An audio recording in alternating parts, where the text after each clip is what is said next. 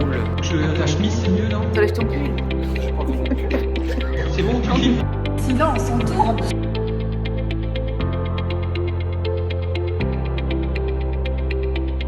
Partons du titre, je trouve que le titre est fort intéressant, ça donne déjà l'élan au Congrès et ça tranche par rapport à ce qu'on a pu faire comme opération jusqu'à présent. Quand il s'agit de comparer la psychanalyse aux neurosciences, on essaie toujours de faire des parallèles, souvent des analogies entre le réseau neuronal et le réseau signifiant, entre ce qui se passe dans le cerveau et ce qui se passe dans l'inconscient. Ici, le titre tranche et dit « rien en commun ». Ça a toujours été d'ailleurs ma position, c'était plutôt de souligner l'opposition entre ce qui pouvait être développé autour du cerveau et ce que la psychanalyse développe. Donc j'ai plutôt toujours mis l'accent sur ce qui oppose des phénomènes cliniques, notamment les phénomènes qui relèvent de la neurologie sont différents dans leur logique des phénomènes qui relèvent de la psychiatrie. C'est aujourd'hui le risque, n'est-ce pas, que tout ça soit assimilé, que ce soit neuropsychiatrique. Et donc nous devons insister sur le fait qu'il y a deux logiques différentes. Soit par exemple, si dans des discussions avec des collègues, je fais simplement valoir que c'est différent. Un trouble du langage comme l'aphasie et un trouble du langage comme le lapsus. Ce sont deux logiques différentes. Et donc il faut plutôt souligner la différence. Ça ne veut pas dire que les deux approches sont l'une moins légitime que l'autre. Toutes les deux sont légitimes, mais elles sont différentes et opposées. Elles relèvent de deux champs de phénomènes différents. Donc je pense que le titre « Rien en commun » souligne ça.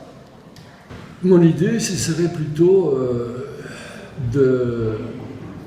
maintenant d'aller voir du côté des neurosciences, de la neurophysiologie, ce que certains scientifiques développent comme idée d'une causalité qu'ils appellent descendante.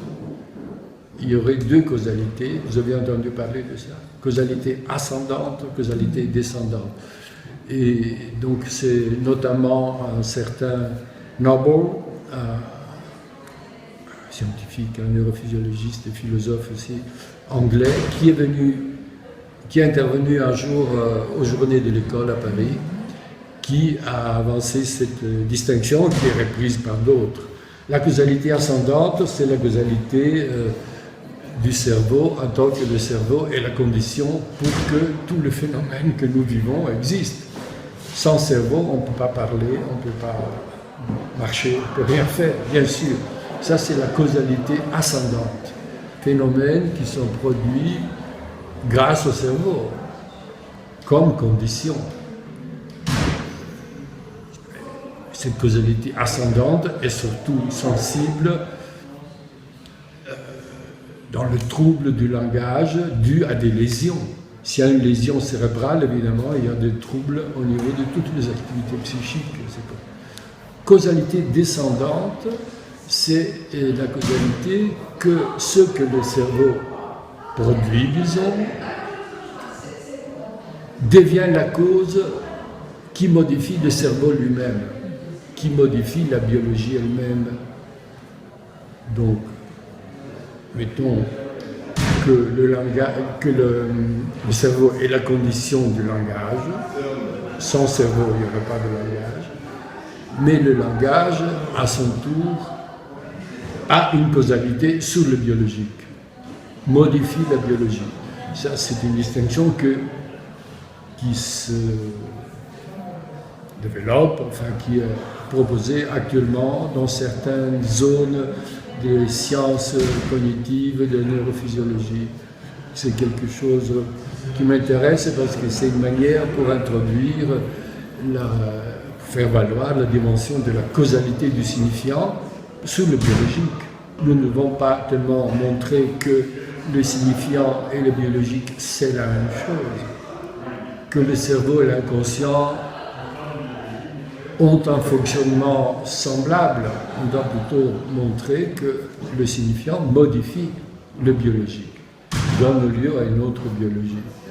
Enfin, voilà, c'est plutôt cette perspective-là que j'ai pour le moment quand je discute avec des collègues. C'est pour souligner donc le titre. Rien en commun. Merci.